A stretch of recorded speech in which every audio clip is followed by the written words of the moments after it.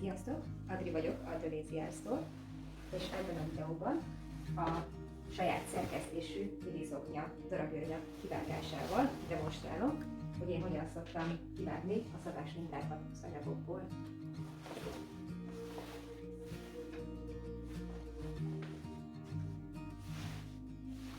Ehhez a videóhoz egyébként fontos előbb megnézni az anyagok szálirányáról szóló videómat, úgyhogy ha azt még nem nézted meg, akkor előbb ugorját oda, a sarokban meg fogod találni, és utána térj vissza erre a videóra. De egyébként neki is állhatunk. Mint látjátok, ezt az anyagot rendesen méteráruba vettem, ez abból is látszik, hogy megvan ez a szögött széle az anyagnak, illetve jó hosszú és ahhoz képest keskeny. Ezeknél az anyagoknál ugye egyszerűbb a szálirány megállapítása, mivel az anyag hosszanti irányába van, és akkor ehhez képest van a merőleges és a ferde irány. Azonban például ez az anyag rendhagyó, és ezért is fontos tisztában lenni, hogy mit okozhat az anyag rugalmassága a kész ruhák tekintetében. Ugyanis ennél az anyagnál az anyag száliránya az, ami jobban nyúlik, és keresztirányban szinte semmilyen nyúlása nincs az anyagnak. Valószínűleg valamilyen elasztán van hosszirányú szálak között. Ezért egyébként nem is mertem nagyon kivasalni, mivel azt tönkreteheti az elasztán szálakat, és nem akarom tönkretenni ezt a szép anyagot, amit találtam. És ezért van, hogy egyébként ez így egészen gyűröd, de általában, hogyha nem elasztános az anyag, akkor az szabásminta kivágása előtt kb. Annyit kivasalok, amennyire szükségem lesz, és a vasolt anyaggal dolgozok. Az első dolog, amit érdemes átgondolni és megnézni, hogyha kész szabásmintából dolgozol, hogy miből hány darabot és hogyan kell kivágni, illetve hogy a daraboknak hogyan kell állni a szálirányának. Amit hogyan kell kivágni, az általában úgy szokott lenni, hogy vagy a hajtáson kell vágni dolgokat, vagy pedig kettőt kell kivágni, tükrözve a darabokból, és ezért az esetek nagy többségében félbehajtott anyaggal szoktam dolgozni, ami általában itt a szögött szálra hajtott kialakítást jelenti, azonban, mivel ezen az anyagon én úgy akarom kifektetni a szabásminta darabokat, hogy a szoknyák hosszanti iránya, a szoknyapanelek hosszanti iránya a lehető legkevésbé rugalmas irányba nézzen, ugye, hogy ne nyúljon meg hosszába az anyag, erről beszéltem a szálirányos videómban, akkor ehhez a hosszanti irányban fogom behajtani az anyagot, és megpróbálok annyit hajtani, amennyi szükséges lesz nekem a szoknyapanelek kivágásához. Illetve a derék részhez majd az anyag nyúlós irányát akarom használni, ami ugye most a hossz irányunk, ezért azt így a szoknyák végénél fogom kivágni az anyagból. Szóval ezzel jó tisztában lenni, mielőtt eldöntöd, hogy melyik irányba és hogyan hajtod fel az anyagokat, de az a standard, hogy a szögött széllel összehajtva rakjuk az anyagot, és úgy vágjuk ki a darabokat. Akkor én ezt most megvizsgálom, hogy mennyit kell behajtanom, és utána találkozunk.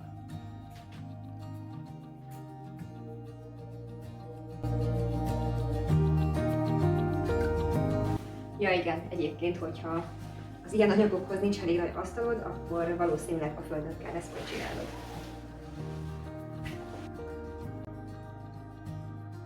Most így szemre egyébként többet be kell hajtanom, mint ami az asztalnak a szélessége, úgyhogy próbálom most túlhajtani rajta, és majd megvizsgálom, hogy ráférnek-e a szabásminta darabok. Ja igen, és ugye egyébként azért nem tudom, hogy ez milyen anyag és van-e benne elasztányban, mivel az ágák fejszébe vettem, és ott nincsenek nagyon feltűntek ilyenek. Egyébként érdemes lehet megkérdezni az eladóktól, hát ha ők tudják, de általában ők sem vannak annyira tisztában vele, hogy mi az, ami van náluk. De azért előfordulhat, hogy tudják, úgyhogy próbálkozzatok.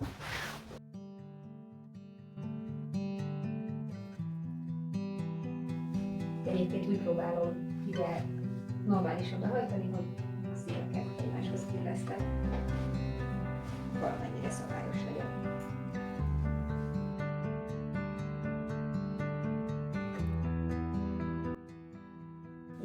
Úgy tűnik, hogy nagyjából stimmel minden.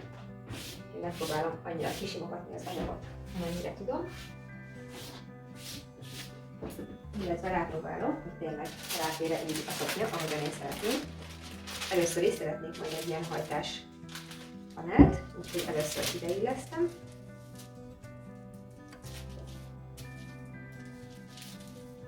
Aztán ehhez képest szeretnék majd egy ilyen irányú részt. Ugye itt lesz majd egy kis rés közt, amivel mások a szögek, de nem szeretnék hátul egy varrást a fenekem közepén, úgyhogy itt lesz egy kis anyagpazarlás tulajdonképpen. Ezt kihagyhatod, hogyha téged nem zavar, hogy az alján van egy hajtás. Illetve még egyet ebbe az irányba is. Igen, úgy tűnik, hogy eleget felhajtottunk. Lesz egy kis plusz a szélén, de most nem fogom emiatt visszamontani az egészet, vagy hát, hogy vissza ebből hajtani, mivel nehéz volt a széleit összeilleszteni, majd igyekszem azt a részét is felhasználni később. Oké, hogyha behajtottad az anyagodat, és úgy néz ki, hogy el fog férni, ugye ez, hogyha hosszú irányba hajtott félbe, akkor kevésbé kíván ilyen logisztikát, mivel félbehajtod, és igazából utána egymás után kell majd pakolni a dolgokat, hogy minden ráférjen. Még ilyenkor,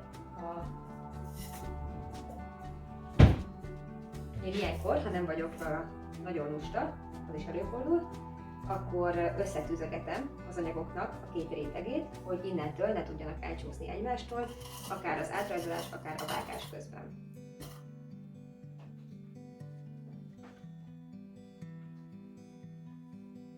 Ez is egy viszonylag hosszas folyamat, de higgyétek el, hogy megéri, mert utána nem kell azon stresszelnetek, hogy most mindkét réteget jól vágjátok el.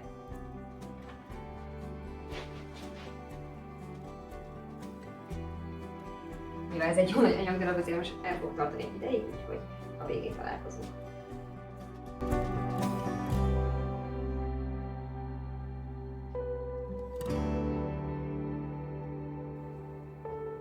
Ennyire sűrűn egyébként nem kell megtűzögetni, most kicsit túlzásba estem, hogy jó példát mutassak nektek.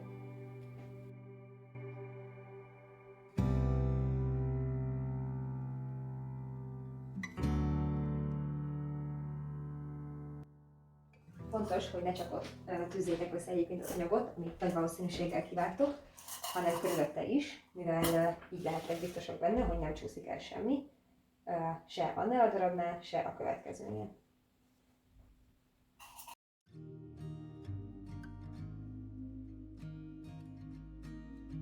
Okés, ha összetűztük az anyagot, akkor már nyugodtan tudunk tükrözve, illetve hajtáson vágni. Kicsit lejjebb húzom az anyagomat, mivel nincsen teljesen a széle, hogyha a cica nem akadályoz meg benne, el akarja lökni az összes gombosdűt.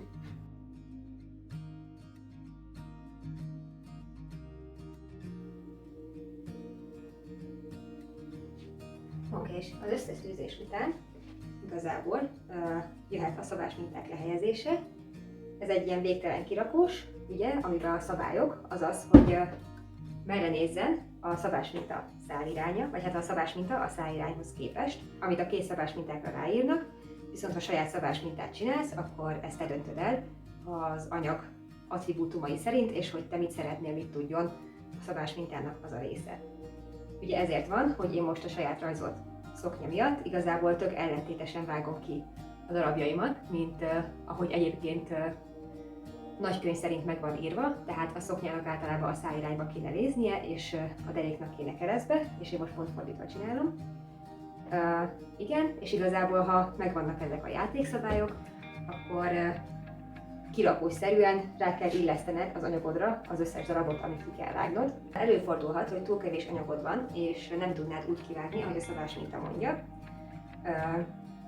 Ilyenkor is még tudod menteni a helyzetet, hogyha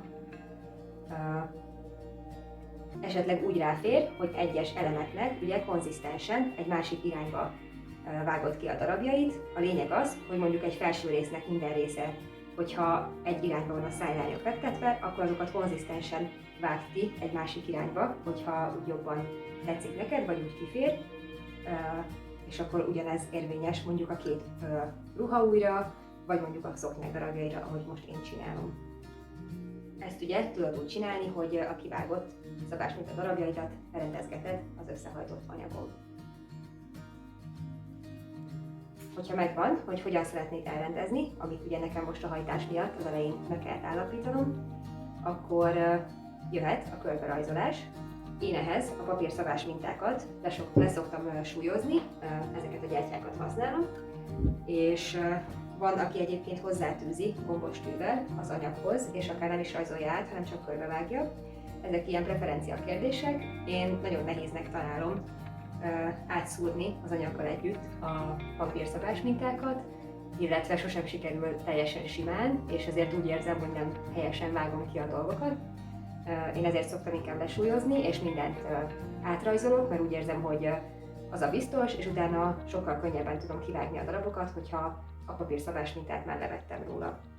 És ugye itt jön képbe az összetűzés is, mivel akkor sokkal szabadabban tudom mondjuk felemelni is az anyagot, miközben vágom az egyes darabokat, amiket átrajzoltam, hogyha nem kell attól félnem, hogy szétcsúszik az anyag két rétege. Hogyha te is körbe szeretnéd rajzolni az anyagokat, akkor pedig használhatsz akár szabókrétát, ez a hagyományos eszköz. Én egy vízre eltűnő tollat használok. Én ezt nagyon kedvelem, mert ugyanolyan, mint bármelyik másik filztoll, ugyanúgy lehet kezelni, és van belőle egész sokféle szín, illetve egy sima Röltex rövid áruba meg tudtam venni, és sokkal egyszerűbb a használata, mint a hagyományos szabókrétának, de vizsgáld meg, hogy neked melyik tetszik, és használd azt. Akkor én most fel is rajzolom a midi szoknyámnak a szabás mintáját.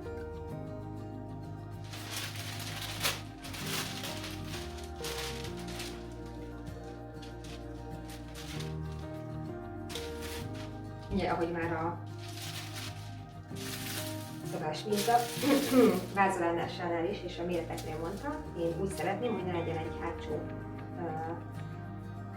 varrat a ruhafenekénél, szoknyafenekénél, és ezért a hátsó panelt hajtáson fogom kivágni. Így lesz egy kis anyagveszteségem ezen a részen, de majd igyekszem ezt is felhasználni egy másik projekthez, vagy akár majd ehhez, hogyha még kijön belőle valami. És a tetejét kicsit úgy helyezem az anyagtól, hogy azért ne teljesen ezen a szögött szélen legyen rajta, hanem kicsit lejjebb kezdődjünk.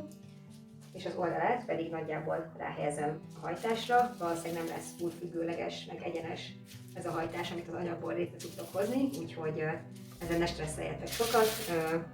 Sok mindent elbír egy ruhának a varrása, ilyen kis hibákat főleg. Mivel itt ilyen hosszú egyenes széleim vannak, én azért hozni fogok egy céleszközt, és ezt azzal fogom meghúzni, hogy gyorsabban haladjak, és pontosabb legyen.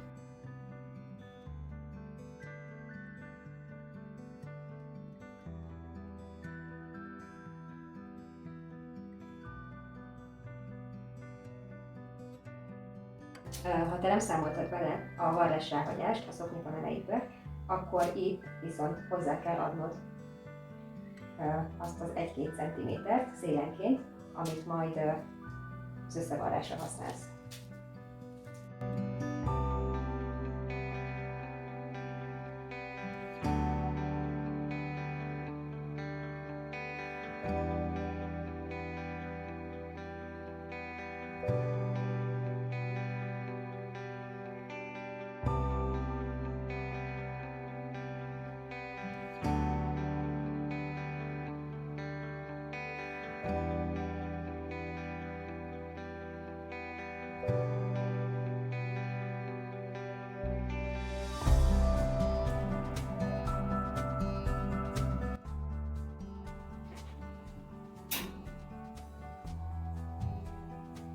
Úgy is csináltad egyébként, hogy nem rajzolsz fel előre mindent, hanem részenként felrajzolod és levágod, főleg, hogyha hosszában félbehajtva az anyag, akkor előfordul, hogy nem tudod az összeset rárakni elsőre, ugye nem tudod kideírni az egész anyagot, hanem részenként tudod csak megcsinálni. Preferálom, hogy minél többet felrajzoljak, és utána egyszer eljek meg kivágni. De ha hosszába hajtom az anyagot, akkor én is általában 2 körben szoktam csak ráférni.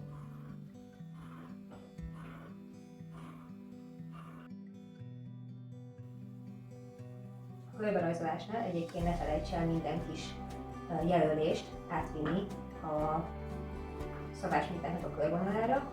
Ezzel most nincsen semmi, ugye, mert én rajzoltam, de például, hogyha szeretnél slipert rakni két panel közé, akkor azokon a paneleken jó, hogyha csinálsz egy ilyen kis fület, ami az illesztési pont lehet, és ami jelzi neked, hogy ott kell megállni a varrással.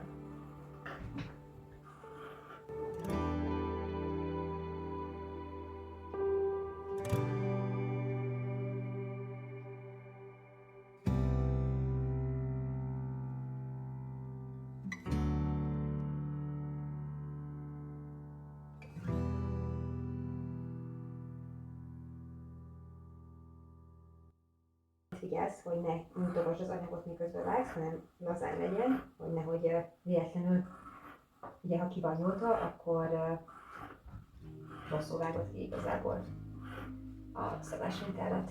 Egyébként erre is jó a berajzolás, mert így ennek is kisebb az esélye.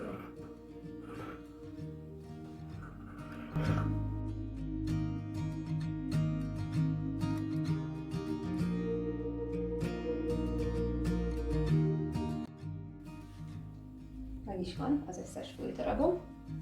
Félbehajtott szoknyával, a derékpánttal, az oldalsó panelekkel és az első panelekkel. Ezek kívül majd a zsebeket fogom kivágni, és azt meglátom, hogy a maradék anyagból hogyan sikerül. Hogyha ki vannak vágva az elemeid, akkor pedig jöhet a varrás. Ez volt az én metódusom a szabásminták kivágására az anyagból. Ha bármilyen kérdésed vagy egyéb hozzászólásod van, akkor írd meg a komment szekcióban, és nézd meg a többi varrással kapcsolatos tartalmamat is. Addig voltam a The Lazy Arts-tól. Sziasztok!